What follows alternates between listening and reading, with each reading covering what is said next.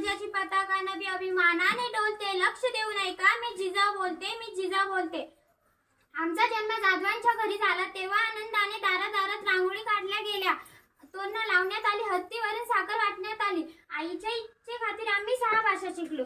शिवराजे हे आमचे सर्वात धाकट रत्न. अतिशय कठीण परिस्थितीवर मात करून आम्ही शिवराजांना घडवले.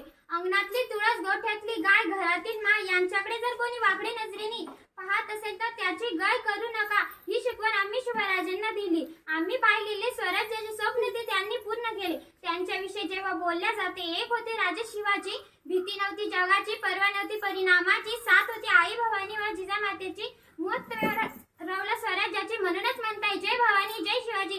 तेव्हा आमचा अभिमानाने भरून येतो. म्हणूनच म्हणते मित्रांनो, शिवराजे सारखे खूप मोठे व्हा, खूप अभ्यास करा, आई वडिलांचे नाव मोठे करा. एवढे बोलून मी थांबते. धन्यवाद.